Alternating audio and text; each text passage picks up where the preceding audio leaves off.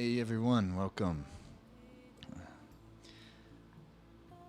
My name's Jai Dave, and I know a lot of you, we've done a lot of this together, and then I know some of you I'm just meeting for the first time. And to everyone, welcome.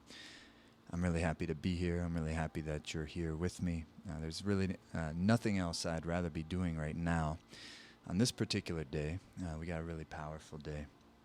And not only do we have the eclipse and the full moon, but this is a day in India. This is the full moon each year where the peoples, the yogis, always give honor and reverence to their teachers. So it's a very special day. The full moon's a time where emotions tend to be high. And so it's a good time to have positive emotions. It's an inauspicious time to have negative emotions. And then when you put the eclipse on top of that, then now we have something that really can amplify your sadhana. Sadhana is your spiritual work, whatever the practice that you do on a consistent basis to keep your mind clear, to keep the channels of the body healthy, to keep the pranic channels, the channels through which your life force moves, clear and healthy, so that that life force that keeps you alive, it's not oxygen that keeps you alive. If you pump oxygen into a dead person, they're not going to come back to life. It's pranic energy. It's the subtle life force that keeps you alive. You come into this world with so much of it, and then at some point, you'll take your last exhale. And so, what's going to happen in between? That's what this mantra I was listening to just as I was come on. Pavan is chanting Pavan, Pavan, Pavan. And Pavan literally means the carrier. But what it's inferring is the carrier of the prana. And what is the carrier of the prana? Is the breath. The breath is the carrier of the life force. You came out of your mother's womb and you went, ah, and then at some point in the future, hopefully the distant future, but we never know, we're going to take our last. And that's an important awareness, an important thing to meditate on. In fact, as a practice, as our Joy of the Infinite practices, we make it something we're doing on a consistent daily basis as a sadhana, a daily practice. Not something I just do loosely, but a sadhana is something I do. I have commitment towards. When you do something as a sadhana, or as a niyama, a devotional practice, it's not something that I kind of do that. It's that this is something that I do. This is something that I'm committed towards, and this is something that carves out my character. This is something that develops the backbone. This is something that keeps my mind in tune with the most important things that I have come here to fulfill. And that's the type of stuff we want to dig into today. And can you turn that? Thank you. That's the type of things we want to tune into today. It's a type of a day where we want to use the energy to connect the mind to what is truly important, and take all the things that are seemingly important, that cause us stress, that cause us pressure on our nervous system, that cause our mind to go off-center, to cause our behavior to act outside of our character. Those things, it's time for those things to dissipate, and it's time for the things that are truly important to come to the forefront, to be given magnification. And this is a most optimum day to do that type of a thing. And the yogis even say on an eclipse such as this, and the days surrounding the eclipse such as this, that if you, for instance, were to do a mantra 100 times, it would be equal to doing the same mantra 10,000 times. So it's exponentially magnified. And also, can you turn my headphones down a touch? And so, if there was any doubt left inside of me that these types of astral events had some sort of real, genuine, and significant impact on meditation practice, they were wiped away last August when we did this during the full solar eclipse that we had that crossed over the United States. I'm sure many of you remember that. And it was such a profound experience. And so I've been very much looking forward to today and to meditate with you and to do these exercises with you and to go into these teachings, the 8 elements of excellence. Because it's one thing to have the vision, it's one thing to have a sense of what I'm here, it's one thing to have the philosophy and the ideas, but it's up in the ethers. But how do you pull that stuff actually into your life and activate yourself so that you are developing? You are very much, without a shadow of a doubt, moving powerfully in the direction of what you were born to do. Because that, my friends, is really the only pathway to happiness, is that somehow or another I have to figure out what did I come here to do, and then move in that direction. And furthermore, who do I have to become to fulfill that? And that's the beautiful path. That's the yogic path. And more than anything, when I say the yogic path, what I mean, that's the human path. Is that if you got a mind, you have a mission. But what is the magnitude of that mission? And what direction does it take? This I learned from my teacher, who I love very much. He said, if you have a mind, you have a mission. But then he said, what is the magnitude of that mission? In order to understand, to get a sense of the magnitude of a mission, of your mission, it doesn't happen intellectually. It happens when you enter into the subtle meditative spaces where you have a real genuine experience and sense of, this is what I'm about. It's undeniable. What direction is it going to take? It's called Dharma. What manners and behaviors do I need to cultivate in order to help fulfill my time here on planet Earth? And then finally, of course, who do I have to become? What do I have to become in order to fulfill that mission? Well, I can tell you one thing for sure, that I don't know specifically what your unique purpose is. I don't know what it looks like. But I know what it is at its nucleus. At its nucleus, it's love. And that's true for every single one of us. At the nucleus of what you are is pure, unadulterated, unfiltered love, supreme. And so when we are able to enter into that space, and the great artists that have lived, and their art has lived on beyond their time here, have done that. And they've somehow, because what it is that I'm here to do and what you're here to do can't be comprehended with your thinking mind, normal thinking, intellectual mind. So therefore we'll have to enter into some space that is more subtle than the intellect. It's the intellect that is often causing the problems. It's the intellect that is polarized. It's the intellect that finds the divisions. It's the intellect that is causing the animosity and the adversity and the resistance and the attraction. And so what we're going to do, and what the goal is here today, we're going to do some of these exercises to get the prana moving in the body, to get the blood lighter and cleaner, so your mind becomes clear, to lift that life force up so it nurtures your pituitary gland and your pineal gland, so that then the magnetic field expands and strengthens. We're going to do these exercises, and we're going to go into the 8 elements of excellence, into these warriorship teachings, yogic warrior teachings. It's the type of teachings that allow you to say, you know what, this is what I'm really about. This is where I draw the line in the sand, because in the subtle awareness, as I meditate, as I go into the fields of expansive awareness, which we're going to very much endeavor to do this afternoon, or this evening, or this morning, wherever you are. I know we have people all over the world. I have a sense and I gain an awareness where my energy's been leaking, where I've been allowing my energy to leak. And I've only got so many breaths here. You came in out of your mother's womb, and then at some point you're going to go. Now what's going to happen in between? So the more that I'm meditating on the temporary nature of a physical existence, of a material existence, the more I'll start to value my life. The more I'll start to value my breath. And the more I start to value my life and value my breath, the more I'll do the things that really count. The more I'll pay attention to the things that are truly important. And the more I will disregard the things that are seemingly important, yet ultimately not important whatsoever. In fact, they're distractions. But how do you develop that type of caliber? How do you develop that type of space, that type of energy system that holds the psyche in the space of love, holds the heart in the space of contentment on a consistent basis?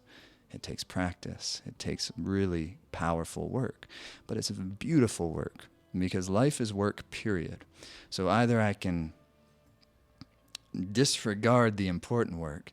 Life is going to be work anyways because life is full of suffering. Life is full of work. Life is full of pain. And life is full of pleasure.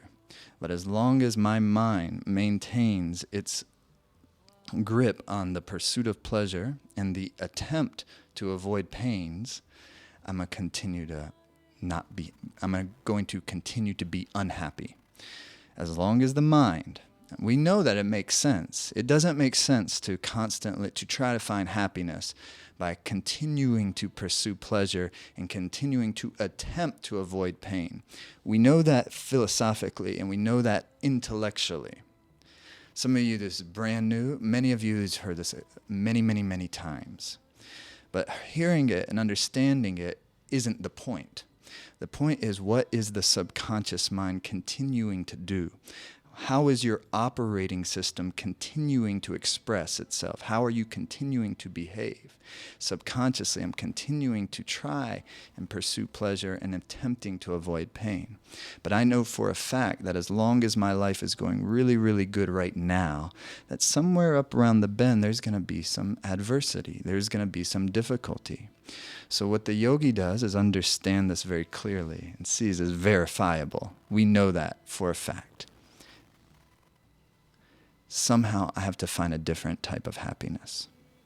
I have to somehow create some other type of internal condition that does not rely on the achievement of pleasure or the avoidance of pain in order to maintain my blissfulness, in order to maintain my joy, and most importantly, in order to maintain love. That's the space we're interested in, and that's the space where we're courting, and it's very much like that, like a courtship.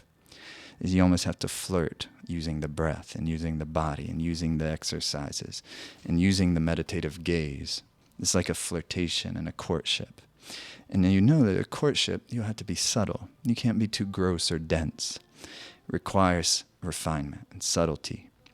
And that's our endeavor for a short period of time. We're going to tune in. We're going to do some exercises. We're going to go into the 8 elements of excellence. We're going to do an incredible meditation to go into the space of deathlessness where I start to experience the part of myself that is non-dying. And that, my friends, when I start to experience genuinely, undeniably, the part of oneself that doesn't change, that doesn't wax and wane, that doesn't ever die, that was here before all of this, and that will somehow continue on when all of this is said and done. When that starts to become the most real part of you, to your own sense of awareness, to your own sense of what you are, all good things come from that. The magnetism strengthens, the eyes glow, the presence emanates a sense of love. And at that time, from that space, you will not need to go out and try to find what is it that I'm here to do. You won't be able to avoid it. And so that's step 1, is to go into that space. And then from that space, we can go into the laws of excellence. And we can understand, this is where it is. This is what I'm going to endeavor to do. And that no matter what it is you do in your life, at the heart of it is a courtship of love, a courtship of the infinite, a courtship of what is it that I really am. And then everything flows from there. Simple, human stuff. Doesn't require a fancy hat or a long beard or anything like that. It's human stuff. Just requires a body, requires breath, requires a mind. So if you have that, we're in business. Okay, please take your hands into prayer pose. We're going to tune in. Make a little heat with your hands.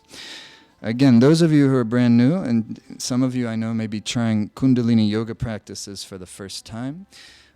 First of all, welcome. I'm so happy you're here. And there'll be some things I won't explain so much, but it'll be unimportant because if this resonates with you and you want to take the deep dive, there's many, many possibilities to do that. And in fact, today and over the next couple of days, we're opening our Joy of the Infinite experience. I'll tell you about it later. It's the real yogic warriorship training to where you can take these things and not only do it today, but you can do it consistently on a regular basis. Because with one class and one experience, you can, it's very expansive, very powerful, very beautiful. But then how are you going to maintain that? It's not hard to run prana through a person. It's not hard to move the essential life force energy in the body so the clarity comes, the magnetism expands. But then how do you maintain and sustain and stabilize that expansive space? That takes consistency, and that's what I want to work with you on.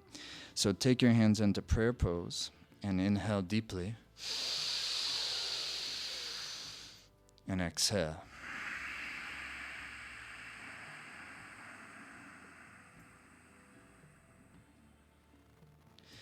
And inhale deeply. And suspend the breath for a moment. And exhale. Eyes are closed. Palms pressed firmly together. Inhale deep. Suspend the breath for a moment. That means keeping the breath in, but relaxing the chest area. Relax the shoulder blades and draw your gaze up and in to the point where the root of your nose meets the skull bone. And then exhale. And again, inhale deep. Suspend the breath. And draw your inner gaze, the optic nerve, into the pituitary point where the root of the nose meets the skull bone. There lies the human gateway into the infinite. And exhale. Inhale deeply. Suspend the breath and bring yourself into a perfect type of stillness. And draw the inner triangular gaze of the two eyes into the one point of the third eye. Lift up through the rectum, sex organ, perineum area, and navel up and in, and just for a moment become very still and very powerful. And exhale. Again, inhale, please. Suspend the breath. Drop the shoulders, lift the root lock, and lift your gaze. And hold the posture and exhale completely. And just for a few moments, now let your breath flow completely naturally without you making it deeper or anything at all. Just let the body breathe and put your mind on the flow of the breathing. Just pay attention to how the human organism respirates organically. Pay attention to the breath.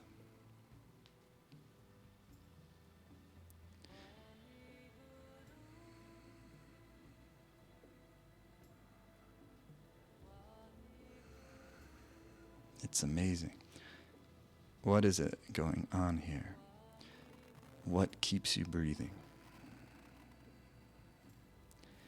In a moment, we're going to use the mantra to tune in, to vibrate the frontal lobe pituitary gland with the sound ong, O-N-G. It'll be like a and then we'll vibrate the sound namo, N-A-M-O, na. It comes from the thymus gland, the center of the chest, the heart chakra. Namo. And then you'll take a sip of breath through the mouth, and you, from your navel and the tip of the tongue, guru. Guru, Guru Dev, projects out. D-E-V, Gurudev, projects outward. Gurudev. And then back to your heart center. Namo. It vibrates. Just listen to the sound. Vibrate the sound in the center of the body. Inhale deeply. Exhale.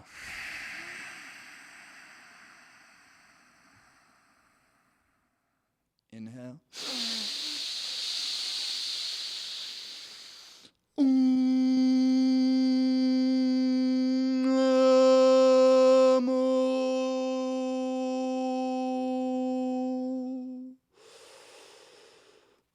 Gurudev Namo.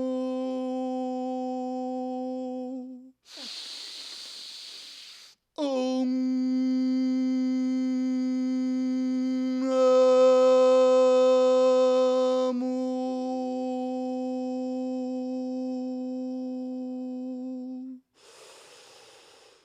Gurudev Namo.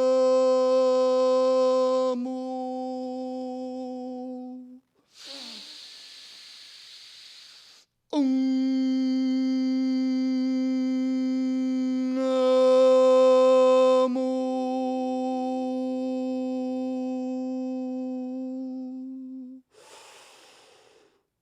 Gurudev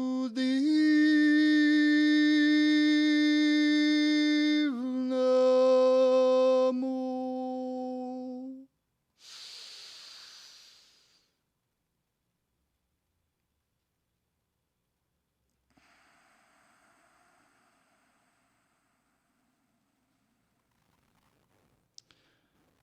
Satnam. Okay. So here we go. What you're going to begin is we're going to come on the hands and knees. Socks are off, and you can be anywhere you're comfortable. But in this, we're going to start moving the body, loosening up the spine. So this is cat-cow. So you're coming on the hands and knees, and the breath is through the nose.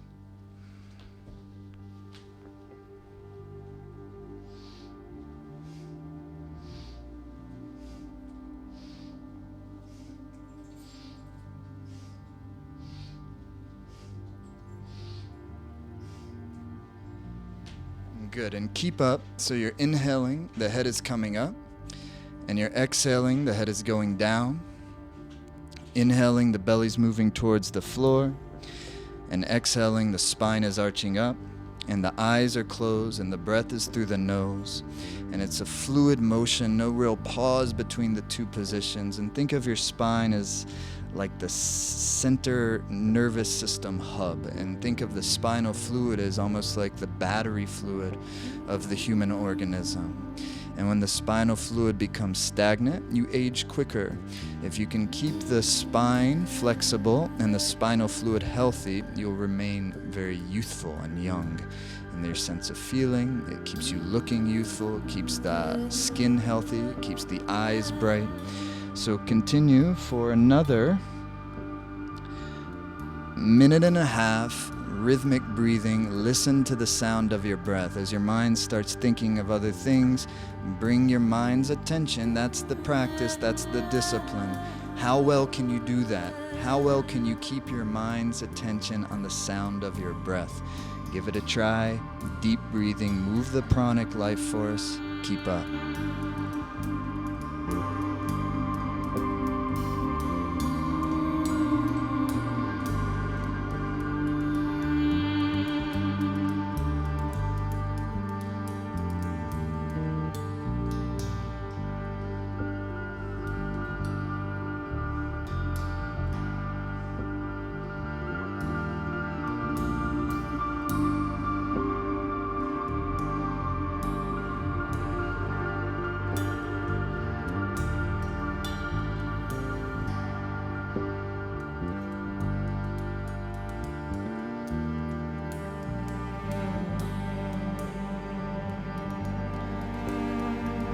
30 seconds, keep up.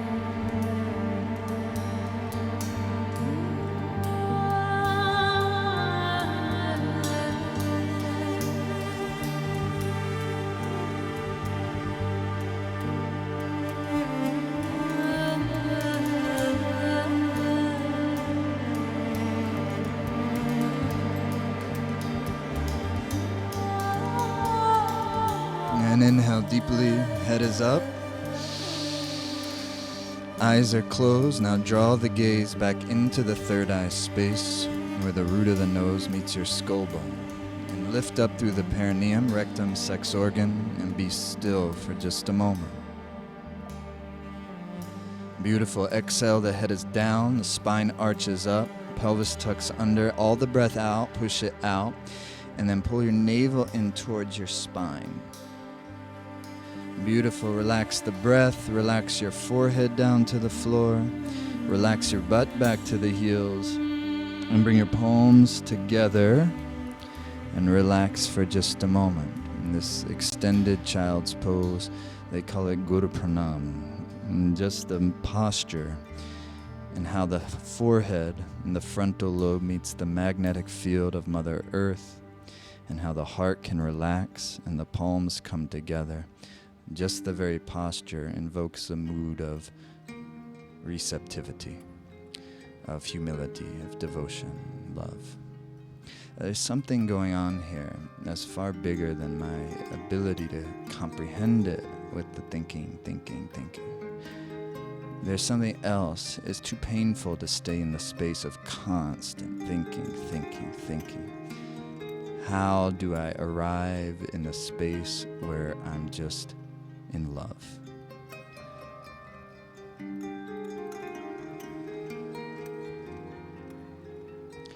Beautiful. Please, and come up. And you come up sitting. And if it's hard for you to sit, you can absolutely be in a chair, feet flat on the floor. Otherwise, use a cushion or a blanket to prop yourself up. It helps. Your hands are going to come to your ankles or shins. If you're sitting on a chair, hands in the lap. Feet bare, no shoes or socks, ideally. And then your feet will be flat on the floor, those of you in a chair. And then you're going to be like this. And you're lifting forward with your chest. Chin stays tucked in. And then you're exhaling back. Lift forward, sit bones push into the earth. The chest lifts out, and you exhale back. Spend about 15 seconds getting the exercise right. And then focus on the breath and bring the gaze into the third eye.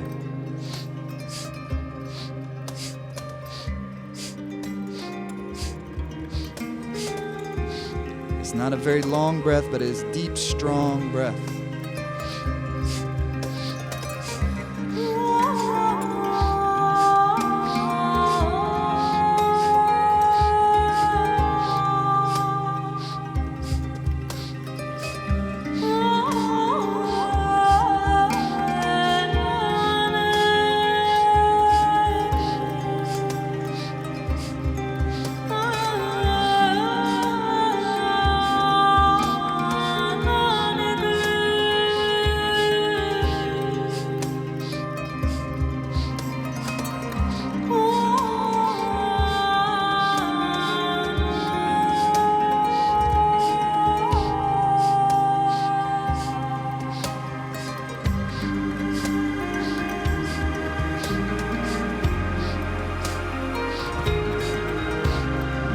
Focus about 20 seconds. Meditate the gaze into the third eye point.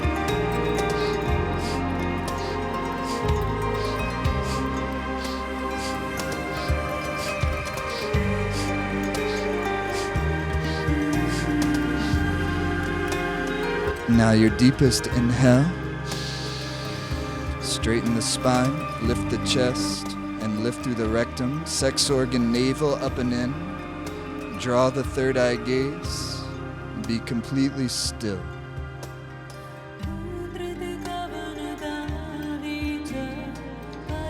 Exhale. Beautiful. Okay, and bring your hands up now to your shoulders. Chest is out. Chin slightly in. Shoulder blades released down your back. With all these exercises, you just do your best. If at any time we're doing the exercises there's something you can't do, never aggravate an injury to try to do a yoga posture. Much more important to not aggravate injuries. Otherwise, do your best. If there's any time where you need to relax the posture, please do so. It's fine. But what I encourage you not to do is to disengage the mind. Stay in the meditative space. Keep doing the breath if possible. It's not important as how perfect the exercises are. What's more important is put the soul into it. Put the love into it. Do your best to enter into the space together. Hands are on the shoulders. You're going to inhale left and exhale right.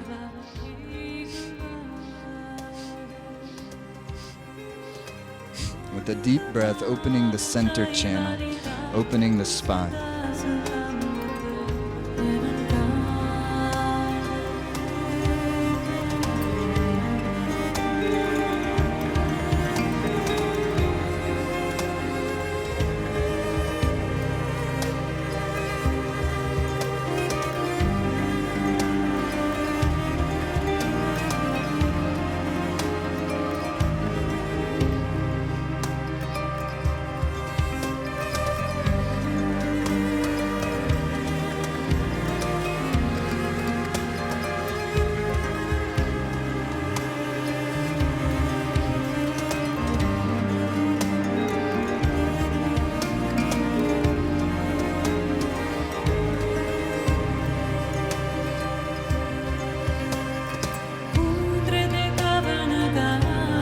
Another 20 seconds, keep up.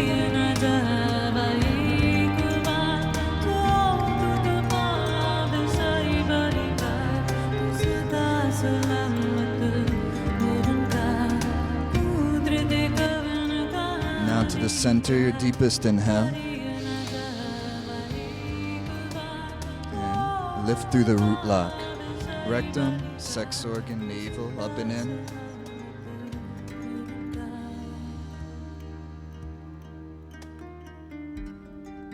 Exhale.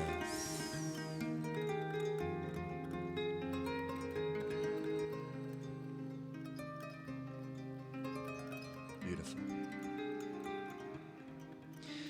Each one of these exercises, most important moment, the very end. You inhale deep, because within the entire exercise, what all these Kundalini practices are doing, well, they'll start moving the pranic energy. They'll start to stimulate your pituitary gland. That will start to stimulate your subconscious mind. The subconscious mind will start releasing thoughts. That is the process that purifies the mind, the mental body. And when the mind becomes clear and clean, things happen naturally. So the problem is never with the individual, or there's never anything wrong at the essence of a person. The problem is only with the mind. So if you can clear and clean the mind, which is what these practices are all about, naturally your soul emanates. Naturally your real powerful beauty, prosperity emanates. It's an experience that you have within your own awareness. And via your own personal experience, that projects through your presence. It becomes the experience of those around you. Then just your presence as a human being who is cleaning on the inside, brightening on the outside, becomes an uplifting energy on earth. It's no proselytizing necessary. Just your smile, the warmth of your heart is all that is needed. Okay? So, next one. We're getting there. Hands are on your knees, and you're going to shoulder shrug, so it's going to be like this. Inhaling up, exhale, just release. Like that. So like this.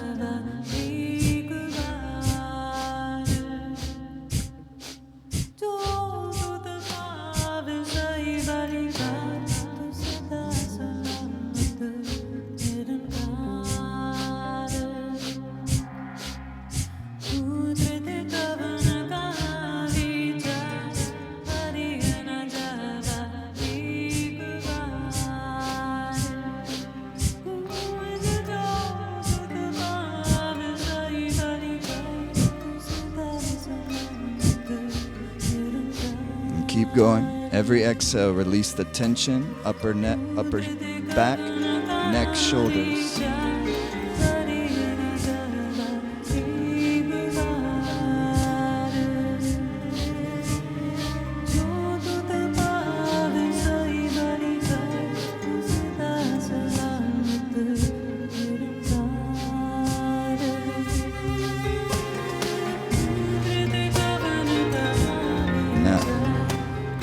squeeze the shoulders up.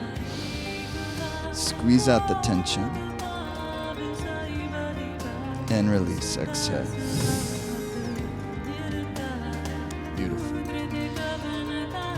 Okay, last of these warm-up exercises. You're going to stretch your legs out wide into a V shape.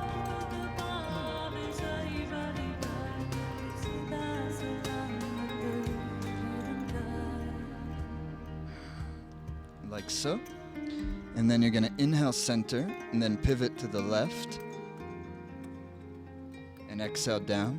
Then inhale, lift up. Keep your heart lifted. Turn to the right. Exhale down.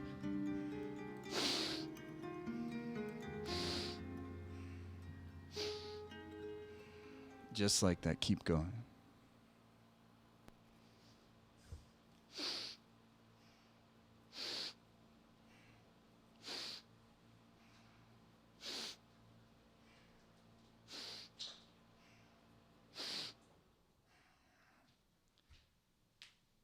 Beautiful. Continue.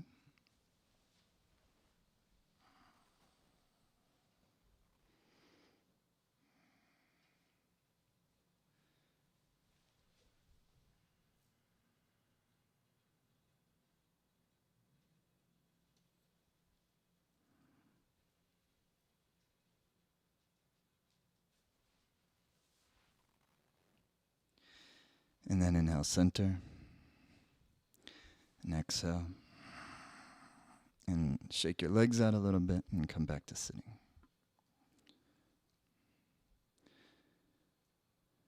Okay, one little quick kriya, and then then we'll move on from there.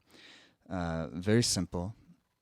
First, you'll do a breath of fire. Ladies, if you happen to be pregnant or you're on your period, you're on your moon cycle right now, then whenever we're doing the breath of fire, simply do long, deep breath. So you'll take a Gyan mudra, index finger to thumb, palms facing up, and it'll be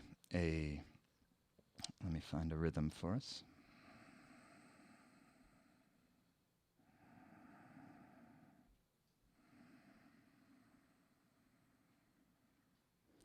Like this. Inhale first. And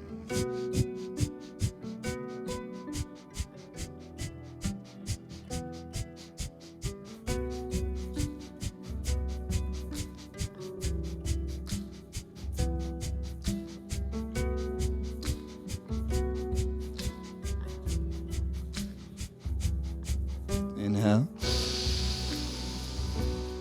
Exhale. All right, like that. If it's difficult, because you're newer, just takes a little practice. No big deal. Do your best. Thumbs are up, fingers are tucked in, arms come up to 60 degrees. It's the aura charge. You are now in this eclipse window. Full concentration. Bring your arms up 60 degrees, charging the magnetic field. Eyes into the third eye. Inhale deep. Breath of fire.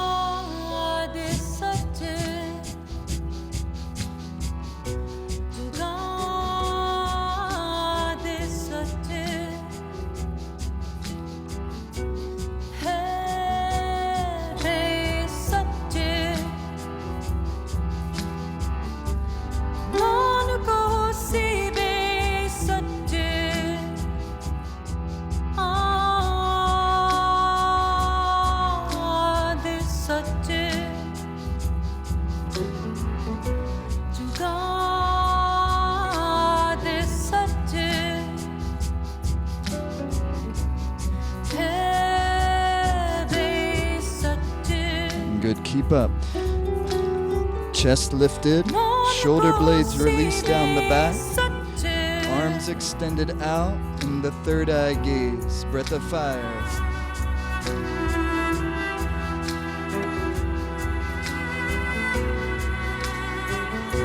Use the navel, charge the pranic body.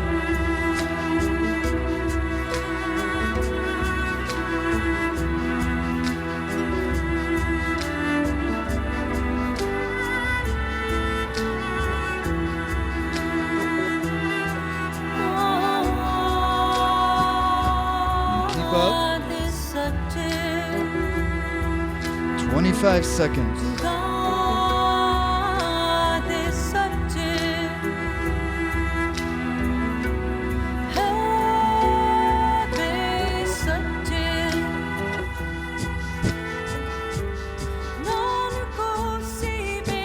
Now inhale deeply.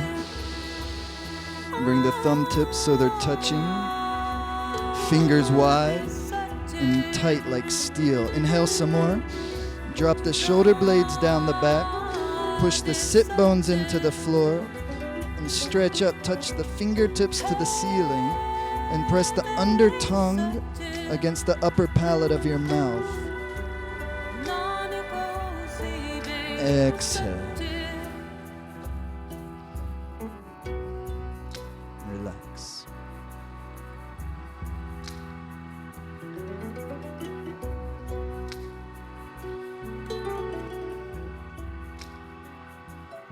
Amazing.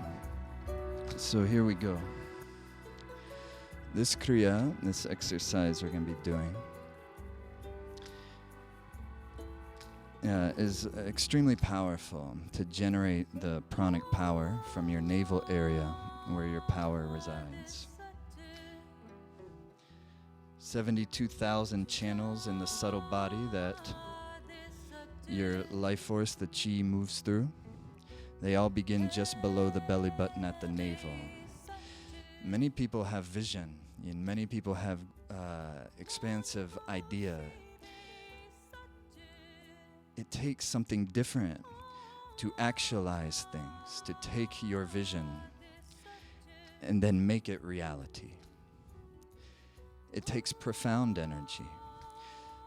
It's much of the time that energy that we need to fulfill our goals, to fulfill our vision, is being drained because we are allowing our mind to indulge excessively in worries, to indulge excessively in fear and anxiousness. Somehow, you have to create the type of nervous system, physical vitality, and mental strength. So you have the capacity. As it sounds, okay, well, it sounds fine and good. Don't allow my mind to indulge in worry. It's one thing to have worry. That's very natural. Everybody worries. Everyone feels sad sometimes. Everyone feels a little depressed sometimes. Everyone feels anger sometimes. If you don't feel anger sometimes, we say, what's wrong with it? Are you not paying attention? What's different is when the habit of the mind is to constantly indulge the worry, indulge the depression, put a narrative around it so it stabilizes in your nervous system so that it becomes the norm. Somehow we have to reverse that tendency. That's what this type of exercise starts to do, this type of practice. The first law of excellence, the first number one in the 8 elements of excellence is vision. To have a vision,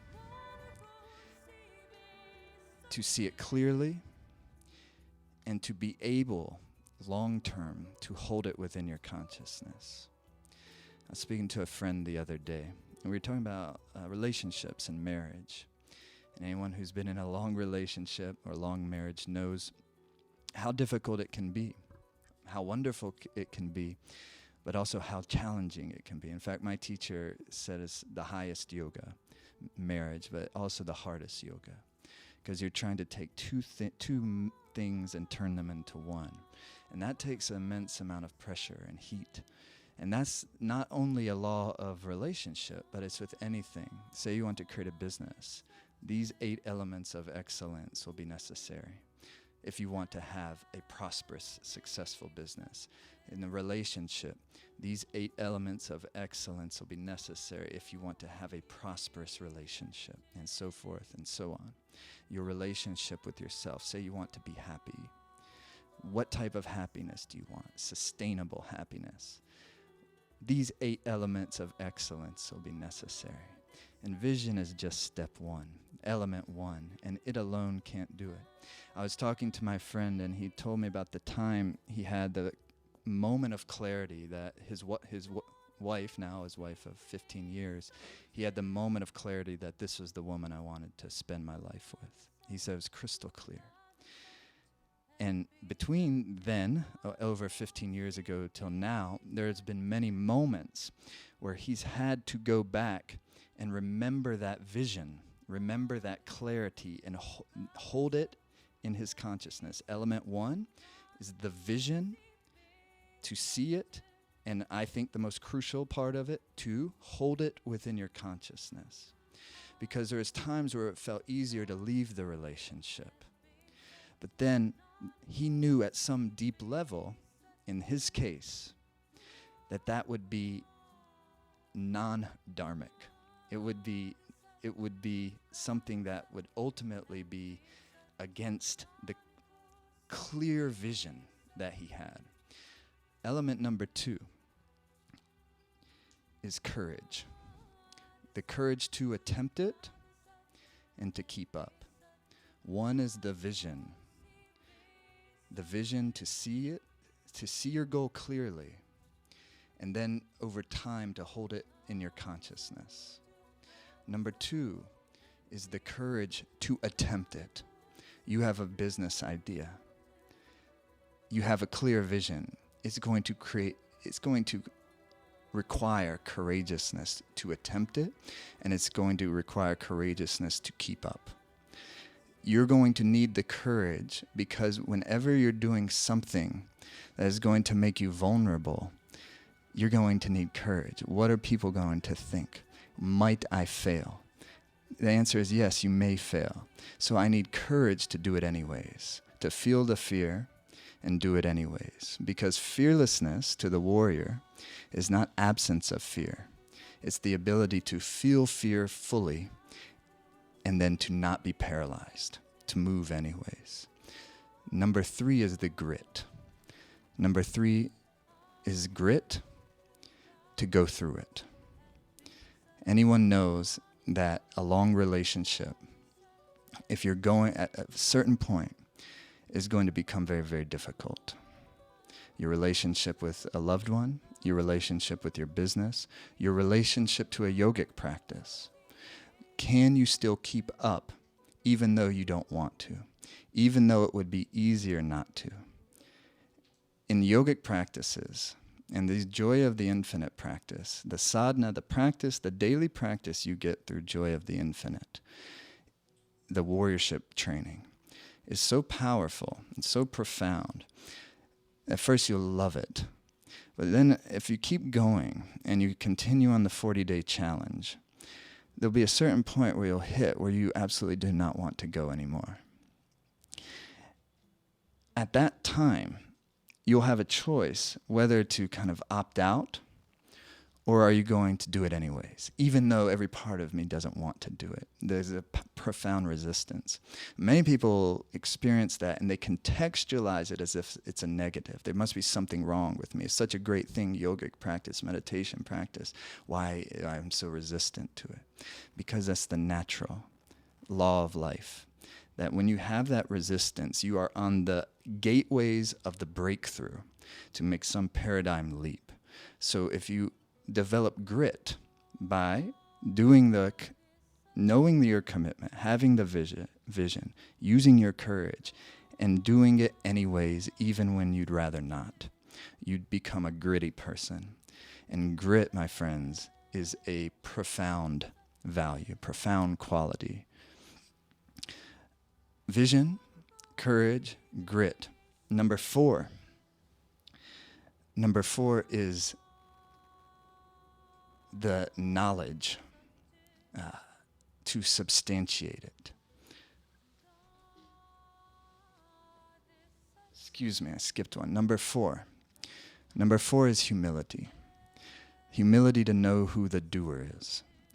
Number 5 is to have the knowledge to substantiate it. In this case, we're meaning knowledge is not intellectual knowledge, but it's what the yogis called gyan. It's the knowledge that comes from your experience, through your experience. The knowledge that comes through your experience emanates from you as wisdom.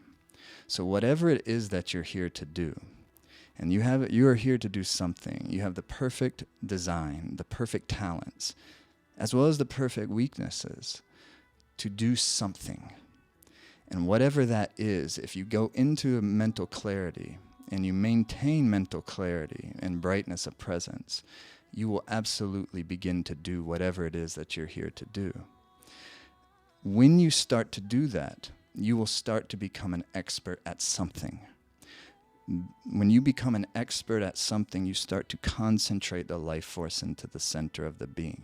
And thus you start to become very powerful, very magnetic, very radiant. Many people get caught up spiritual window shopping, trying to be the jack of all trades. But you have only so many breaths. You start to concentrate the prana in the single direction. You start to gain gyan, wisdom, knowledge in your area of expertise. That propels the energy forward. So your grit gave you knowledge. Knowledge, to substantiate it, gives you number 6. Now, number 6, the 6th element of excellence is prayer. The prayer to feed it. The prayer to feed it. The same thing that creates worry is what creates prayer. Because along the path, there's going to be plenty of uncertainty. And uncertainty to the person who lives in the dense reality, who lives in the dense realm of the universe, where the body and the material world is superior. That which is the energy of air element becomes worry. And if worry is indulged, it becomes anxiety. And that becomes the mode of living. For the yogi warrior, that same energy that creates worry begins to create prayerfulness. That you recognize that there's a intercommunication taking place between your psyche and the universal psyche, the master psyche. And that even the energy, the nucleus of the creation is desiring that you fulfill your goals, your mission, that you become filled with love. And so prayer is not asking for something in this case. Please bring me this. No. Prayer is when your mind connects to the mastermind. And there's a intercommunication that starts taking place. So you have gained the knowledge, the gyan, the wisdom, the experience. And along the road, where are you going to, how is the energy of uncertainty? There may be a lot of money involved. There may be children involved. Where is the energy of uncertainty going in your life right now? Is it being allowed to constantly circulate in your nervous system as worry? Or are you able to channel that energy and turn it into prayerfulness? The warrior yogi is developing the type of energetic presence, the type of magnetism that we could even call it a prayerful presence. So it's not just something that you sit down and you fold your hands and you pray, but it's something that's happening all the time because it's the realm that you start to inhabit as a mystic, as a human being who understands there's something bigger going on here. Number 7, the 7th element of excellence is grace. You have the grace to carry yourself through it, which is different than you have the grit to go through it. But now, as you go down the ladder or up the ladder, it's a much more refined form.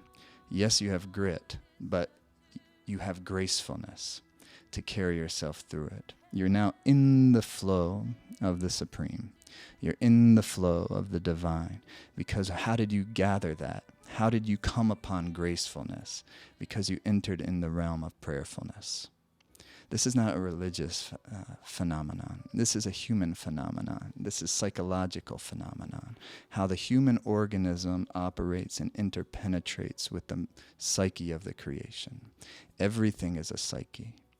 Number 8, the final law of excellence is determination. You have the determination to keep going. At some point, you will hit a space, no matter what it is. If what you're doing is mission-oriented and what you're doing is powerful work, you'll hit a point where you'll be like, this is the point where most people opt out, where most people is like, this is too difficult.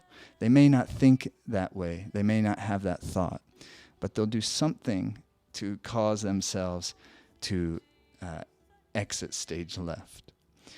It'll be easier to do that. the determination to achieve the goal, to fulfill the mission. Number 8 connects, of course, to number 1, the vision to hold in your consciousness. Number 8, the determination to achieve it, to fulfill it. My wife, for instance, you've been listening to her music the entire time. She's an amazing singer, amazing musician, very successful. To get to where she's at, it's required an immense amount of work. It would have been much easier for her many, many times to just settle. And that would have been okay. But she had some vision. She knew in the depth, she knows, not knew, but knows in the nucleus of herself, this is what she's here to do. It's crystal clear. And her determination is profound and inspiring for me personally, because then I get it and I say, it tells me I'm not going to settle either. So we get inspiration from each other. So those are the 8 elements of excellence. And we're going to move into these special 2 meditations, and I hope you'll really go deep with these. That we're going to, within just the practice themselves, the kriyas, the meditation, I want you to meditate. You don't need to remember all 8, but whatever ones arise. What is going on in your life? If you apply these 8 elements of excellence to whatever you're working, vision, courage, grit, humility, to know who the doer is. That's the best. Humility to know there's something else going on here. A lot more than my little brain can comprehend. So you always remembering, staying in the mystery of it all. Not being like, I know so much. I know very little. But I do my best to be a good vehicle, a good vessel for whatever it is that is emanating through this creation. The knowledge to substantiate it. You need to become an expert at something. And that expertise comes through not intellect, but experience. I want you to have an experience of what we're talking about, which is what we'll do in these kriyas. The prayer to feed it. You hit a moment of resistance in these kriyas. Instead of going into irritability or aggravation, or if you do go into irritability and aggravation, see if you have the consciousness, see if you have the capacity and the caliber to transform that into prayerfulness. The gracefulness to carry through it, even though it's difficult. You maintain the space of grace. And 8, the determination to achieve it. Okay, so here we go. The first part will be rather short, and then the second part is an 11-minute experience. And then I want to tell you all about the warriorship training at the end. That is my very, very, very favorite course we do. So this first exercise, you're going to be chanting the mantra HUD. And this kriya will cause the environment, the people, and the universe to feel your inner passion like a burning flame. It generates the internal energy. And you're chanting this mantra HUD while pulling the navel in, and the tip of the tongue strikes against the upper palate. So it's like that. So you're going to HUD, HUD, HUD, HUD. Navel comes in, tip of the tongue strikes the upper palate. It's spelled H-A-R, but it's pronounced more like H-U-D. HUD, HUD, HUD. Okay, from the navel. Now what you're going to do is have your palms like this, upper arms against the body, and you're going to, as if you're going to, with your palms facing up, trace a outward circle about 12 inches diameter, like this. HUD, HUD, HUD, HUD. And when you come around, your upper arms strike the torso definitively. Okay? So it's a warrior exercise, and it's going to generate tremendous power and energy in the window of the full moon and the eclipse. Close the eyes, and you'll begin to chant the power mantra from the navel, tracing the hands like so. HUD, HUD, HUD.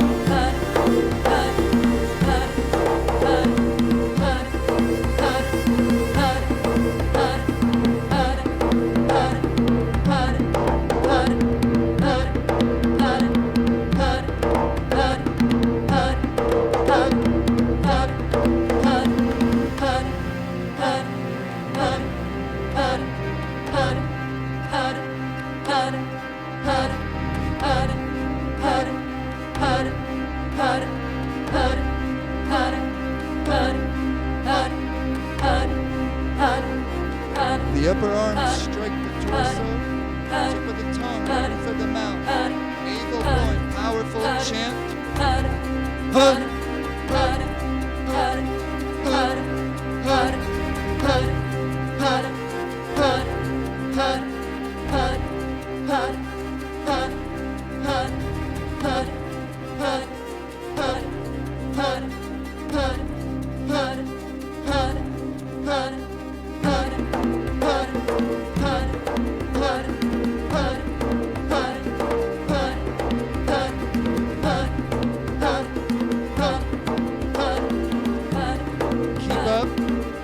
Eyes closed, third eye gaze.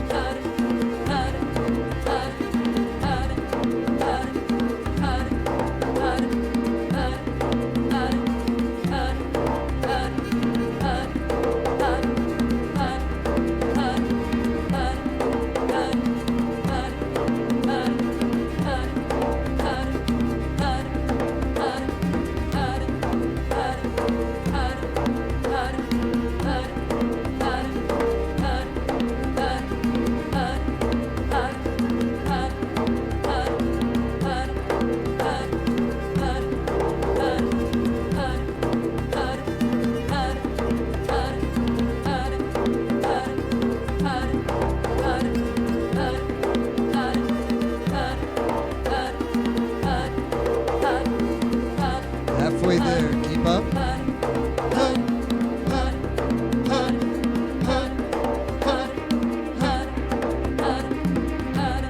Keep chanting.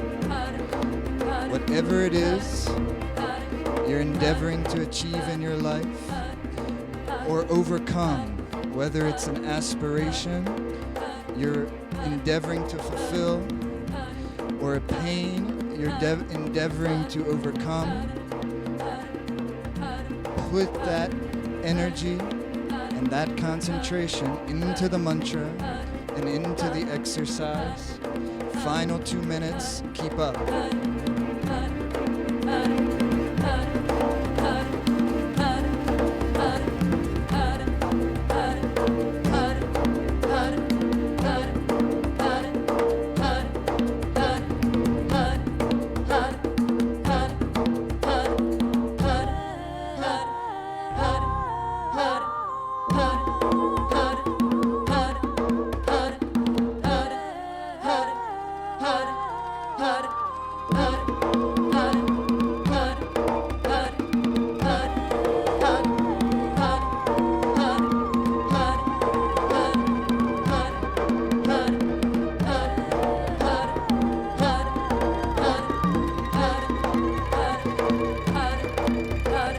The elbows and the upper arms must strike the rib cage.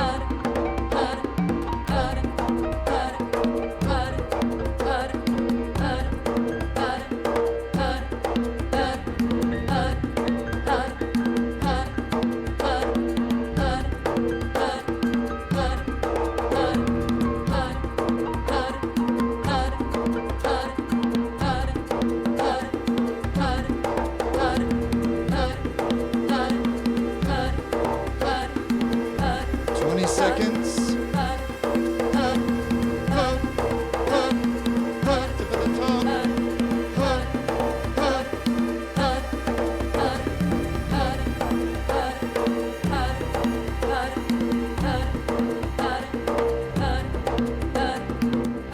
Inhale deeply. Hold the posture. Elbows against the rib cage. Now pull the root lock, rectum, sex organ, navel up and in. Hold steady and still. Like a cannon, exhale. Inhale. Hold the posture firm. Root lock in.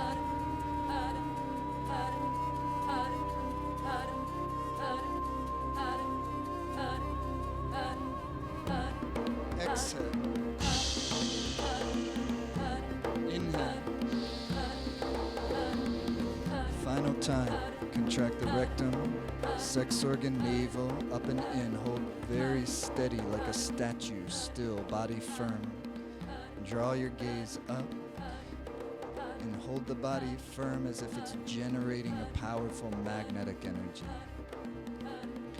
And through the mouth like a cannon, exhale. And relax.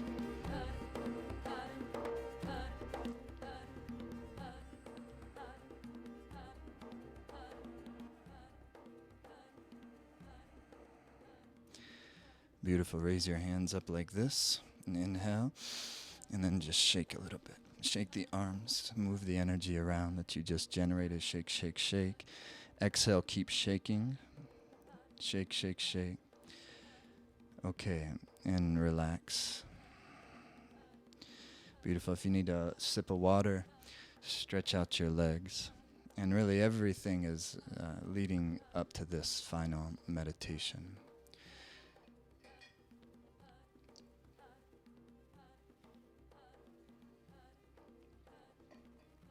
Okay. The trump card of the trump card. The what's another analogy for that?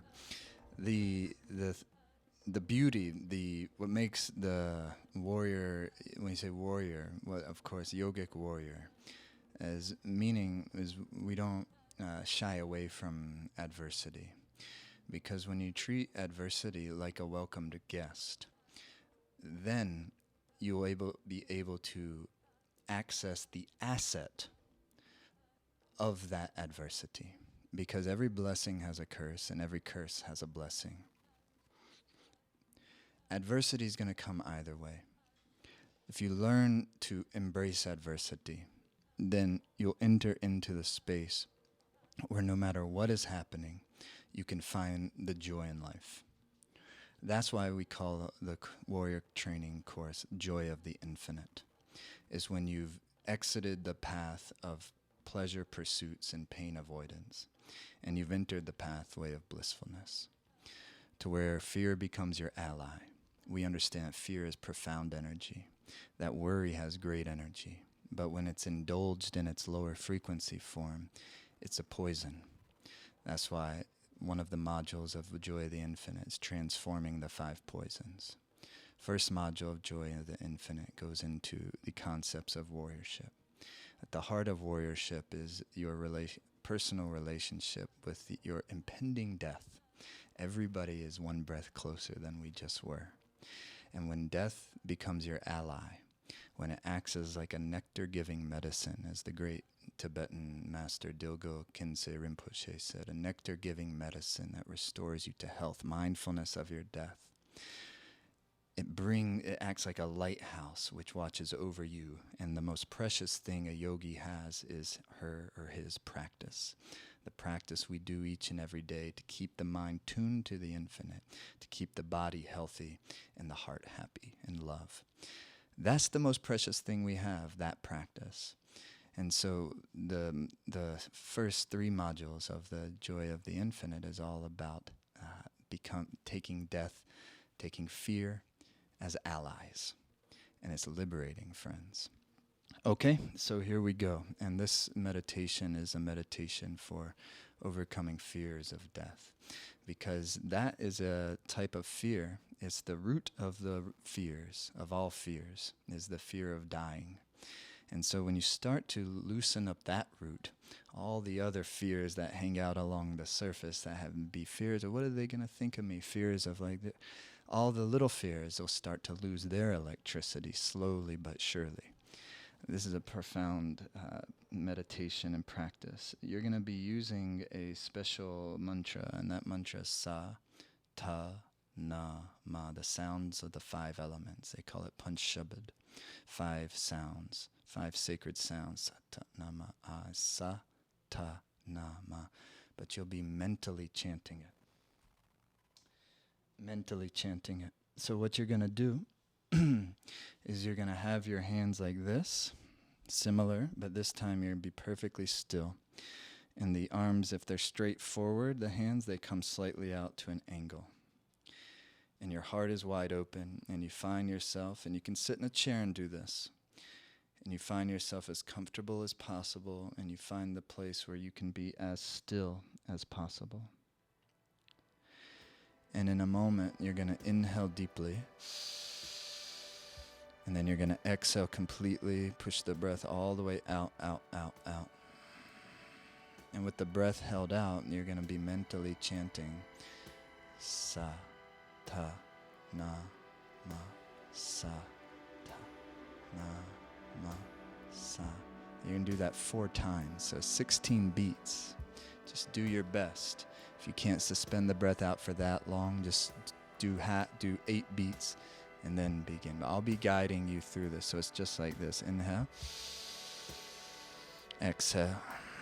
Sa, ta, na, ma, sa, ta, na, ma, sa, ta. Mentally, sa, ta, na. Inhale. Exhale. Sa. Hold the breath out. Na. Sa, ta, na. Sa. Sa, na. Inhale.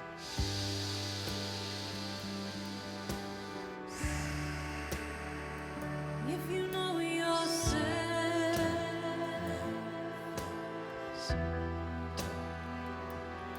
Pulsate the mantra. who do you think you are? Do you know Inhale. yourself? Exhale. So, keep the breath out. Do you know everything? Be perfectly still. Do you think you know So. everything? So, Do you have to know everything? We don't know nothing. so, so, We don't know anything. ma, We don't know anything. so, We don't know anything. so, Who do you think you so, are?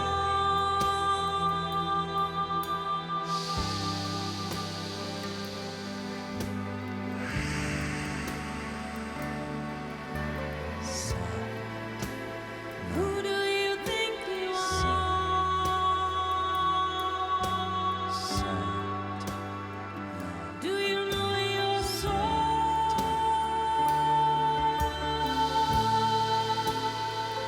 Do you know your soul? so, Do you know it? Do you know your soul?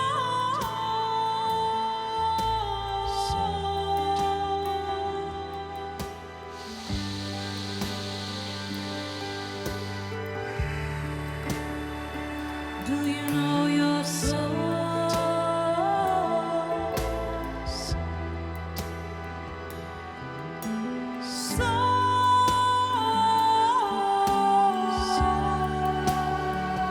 Do you know your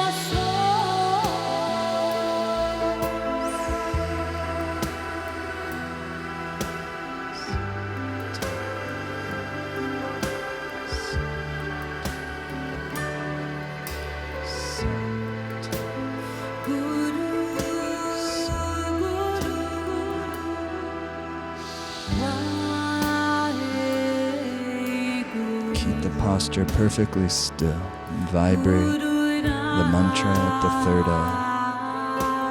Sa, ta, na, sa,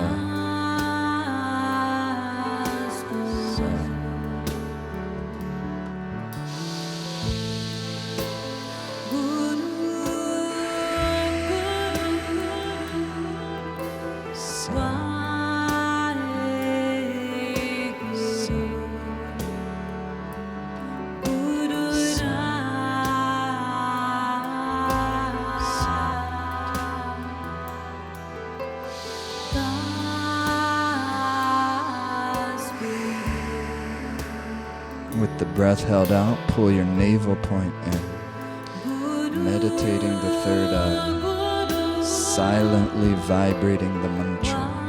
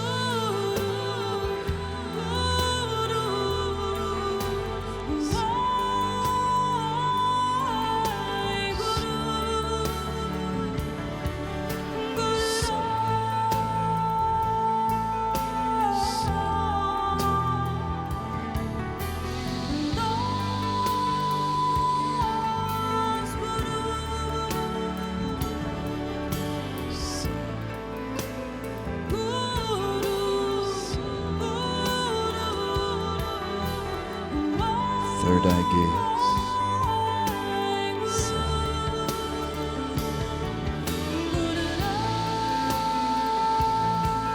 Push all the breath out. Navel in.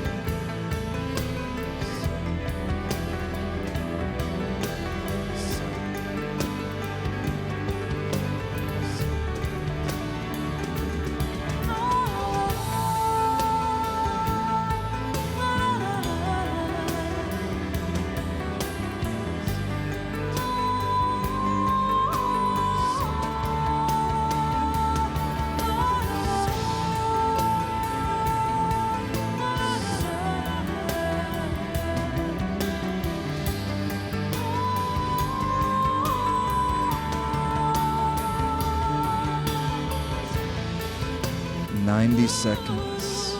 Be absolutely steady and still. Continue.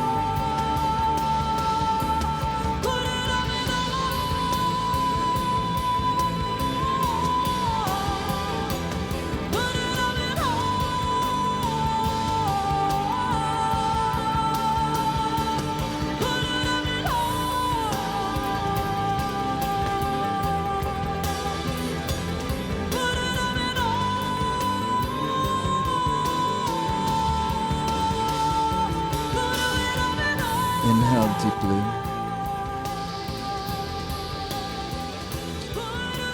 And push the breath completely out. And with the breath held completely out, be very still. Eyes 1/10 open, 9/10 closed. Sit in perfect stillness. Inhale deeply. Exhale completely. And hold the posture. And lift through the rectum, sex organ, navel. Breath all the way out.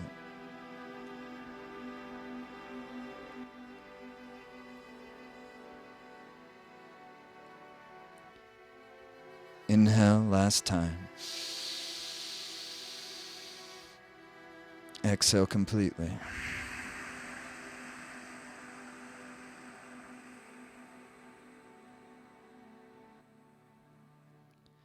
And push the breath out all the way.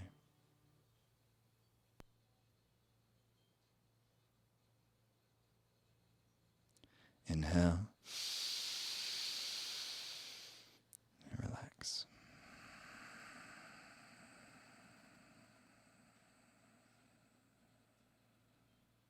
And sit in stillness. Keep the heart lifted, shoulders back, the gaze lifted, the breath flowing naturally.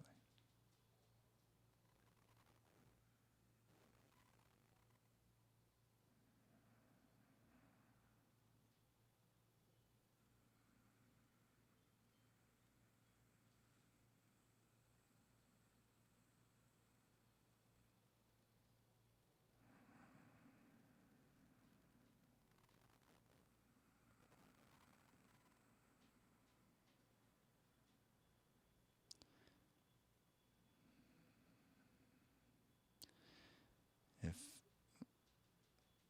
consistently, the endeavor is that once a day you can bring yourself to bring the mind, the body,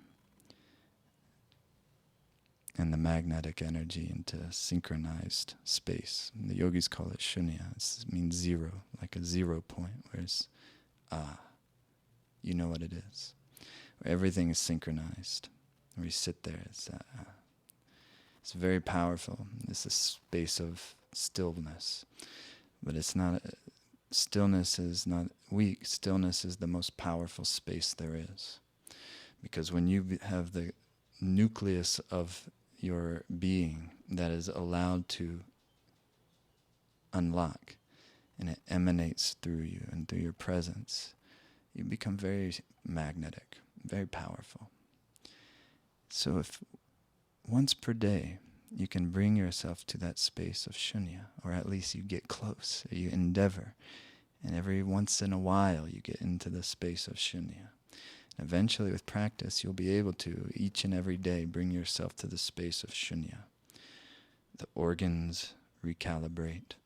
The mind and the body and the energetic system recalibrates and synchronizes together.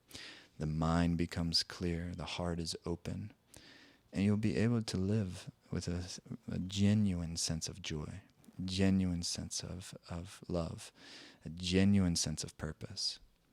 It's not difficult, actually. What's difficult is being consistent enough. Because as soon as a person tries to takes a commitment, it starts to move heavens and the earth. And the resistance comes, because for every action there's equal and opposite reaction. So the most difficult thing in yogic practice is also the most important thing, and maybe the least sexy thing, and that is consistency. And so that's why we created these Joy of the Infinite, where in the very first module of this warriorship training, and we've opened up registration for this special Eclipse event, this Joy of the Infinite experience. In the first module, you'll be given daily practice that it asks you to do for 40 days. And it's an exercise set and a meditation. The exercise set develops you, develops the inner strength. It strengthens your nervous system and lifts the life force up so it starts to nurture the higher glands. It expands and strengthens the magnetic field, and it makes the mind clear. And then you take the meditation and you do the meditation, and it takes that clarity of the body and the mind and then allows you to propel yourself and to expand yourself. And it goes through each and every module, and it's really designed, and you can do it as at your own pace. And you don't even have to start now. Once you get these courses, you have them indefinitely. But it takes you through each module. And with each module, it gives you a different meditation, but you still have that core meditation you're doing each and every day.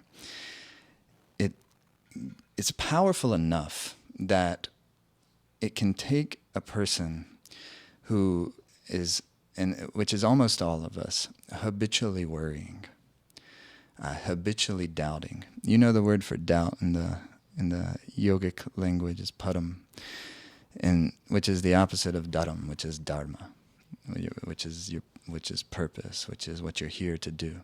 So the opposite of doubt, and my teacher used to say that when you allow doubt to maintain itself within you, it drains 1/3 of your energy. So how do you bring yourself into the space where doubt dissipates and you get the antidote to doubt, which is dharma, which is purpose, which is mission? How do you create such a caliber that something powerful enough and something substantive enough that could actually take a mind and a nervous system that is habitually depressed or habitually worrying or habitually angry, and you lift the pranic energy into the higher centers so that the lower frequency energies get transformed into their higher expressions. The higher expression of worry becomes prayerfulness. The higher expression of depression becomes sweetness. The same thing that causes depression creates devotion. Earth and water element. The same thing that causes anger and animosity and jealousy is what causes illumination and clarity and radiance, fire element. The same thing that causes worries and fears creates enthusiasm and passion. So this is the type of experience that it is. But to be realistic about if I'm actually going to do that, to where that becomes a reality in my life, is going to take something substantive. This is a good start to take this, and the energy goes, and it brings you into the space. But then how do I stabilize that and sustain it so it becomes the norm? Not exclusively. Doesn't mean that I'm never ever going to worry again. No, of course not. That would be unrealistic. Doesn't mean that I'm not going to feel depressed every once in a while. No. But what we need to do is make sure that we develop the type of caliber and the type of excellence to where we are sure that those things will no longer be the norm. It's okay to feel worried. It's okay to feel depressed. But what's not okay is when they become chronic, when they become habitual, when they become the mode of operation. And too many of us are still in that space. And so that's why we created. It takes the warrior energy where you're able to draw the sword, so to speak, and cut through and draw the line in the sand where you have a sense of, you know what, this is what I'm about. This is the code that I'm living by. I know deep down what I'm about. I know deep down the love that I have and the character I have and the excellence I would like to live by. And now I'm putting into place the types of practices that are going to activate that in real life. But you have to give it a try. And that's why we tell everybody, you get the course, that if for any reason at all you find out it doesn't work for me or it's not for me, you let our team know, you email them, and they'll send you full refund. So it's open for registration today. The information is on your page, Joy of the Infinite, the Warriorship course. We have many courses, and this is my very favorite. I think it's the most powerful course we have at this current time. And it's thoroughly transformative. And like I said, if you can start right away, while the momentum is strong, and you use the momentum from this powerful, beautiful day that we have, then absolutely do it. But once you get the course, you have lifetime access. So you have it. You can download it so you don't have to rely on internet connection. Each course, there's a full body of teachings. It takes you through the entire yogic understanding of the dying process. You even rehearse it. And as a practice to start to untie the knots between your mind and the fears of dying. And that frees up so much energy, and then you're able to live fully. That's the idea. That's where it starts. The heart of warriorship is in that death and liberation from the fears of death, and so that you can live light by wrestling with the heaviest thing we've got, the thoughts of death, the fears of death. You're able to live with lightness and with happiness and with joy. It's a beautiful, beautiful thing.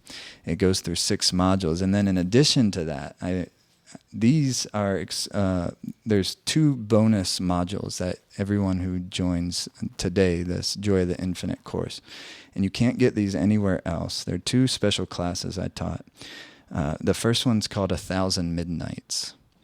And it's on a class on spiritual activism, which we need very, very much right now. Because if the activism that we have doesn't have that quality, that isn't coming from the space that we're endeavored to inhabit today, then it's emotionally polarized.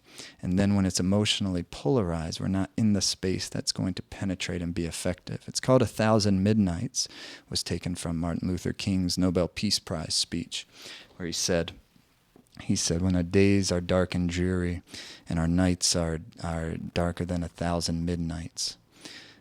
And I'm paraphrasing now because I don't remember the full quote. But he said, when our days are dreary and our nights are darker than 1,000 midnights, we will know that we are in the creative turmoil of a new civilization yearning to be born. That's the space. That's why the civil rights movement that was led by Dr. King worked. This is the day where we give thanks for our teachers and our gurus, and one of his teachers, guru, was of course Gandhi, and he took that same concept of nonviolent satyagraha movement and he applied it in the Deep South, and they came from the space of shunya, where they relied on the infinite, and that's why it worked. In addition to, and that's where their strategy was born out of. So that's that class, 1,000 Midnights, spiritual activism. You'll get it when you join Joy of the Infinite. And the second bonus class that's also only available to folks who join Joy of the Infinite is called Disarming the Adversary. And it's the yogic way of conflict resolution, warriorship ways of conflict resolution. Also very beautiful, very powerful class of how do you communicate and conversate, and how do you have a strategy when you get into difficult situations. And nowadays, most of us have our share full of polarized, difficult conversations that we either occasionally or often have to engage in. And this would help you very much. But those are the bonus classes in addition to the main course of the 6 modules. Each module has a full scope of a body of teachings, and then it has a meditation practice it takes you through. And then, of course, you have the practice that you do. The meditation practices in each module are designed, while you're doing that module. But what you do each and every morning, because you might take one module per week, but what you're doing each and every morning is the deathlessness sadhana from the Joy of the Infinite. And that's the type of practice that you do in the morning time. Watch how your needs for caffeine will start to dissipate. Watch how much energy you'll have through the day, and watch how much clarity you'll have through the day if you do this practice every day. Normal price of the course is $525, but for everyone here registered for the webcast, and you put your energy into this, and you did this with us, and opened your mind and opened your heart, the full course with the bonus modules is available today for only $271. I'm not very good at math, but it seems like it's almost half off. $525 down to $271 is really good. And if you're not able to do that, there's also a payment plan. It's all on your page right here. And it's 3 payments of $108. So you'd pay $108 today, and then you get immediate access to everything. And then a month, 30 days later, the next payment, and then 30 days later, the third payment. Super easy, but you have access to everything immediately. And again, if you get the course and you decide it's not for you, you literally just email our team. They'll send you a full refund. Super easy, super quick, doesn't take but a moment to check out. And you could very much, as early as today or tomorrow morning, be beginning with the Joy of the Infinite course and keeping the momentum going with this thing. So that's it. That's Joy of the Infinite. It's open for registration is open for a very short amount of time. You can look at all the different modules on here. You can watch, there's another video at the bottom where I talk more about the course if you're not tired of listening to me yet. And so that was a beautiful practice today. And again, thank you very much for being here. But before we close, I want to seal the energy. And I want to bring the energy back to the center and the heart. And please bring your hands into prayer pose.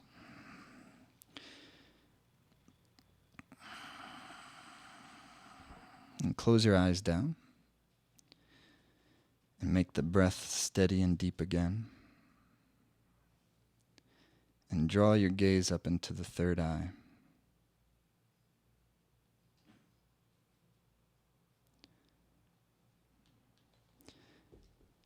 And connect to whatever the vision it is that you have for yourself. And invoke the courage to attempt it and to keep going. And invoke the grit that you have to go through it.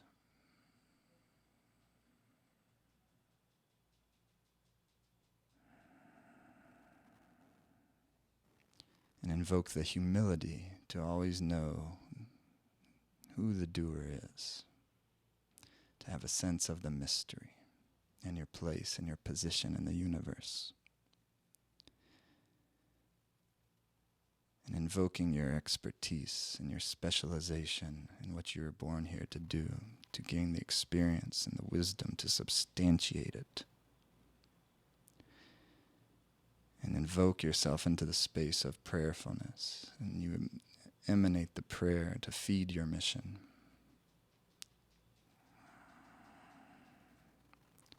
And you invoke the gracefulness to carry you through it with beauty and with joy. And the determination to achieve it. Hands into prayer pose. Sunshine upon you. All love surround you, and the pure light within you guide your way on. May the long time sun shine upon you. Ooh.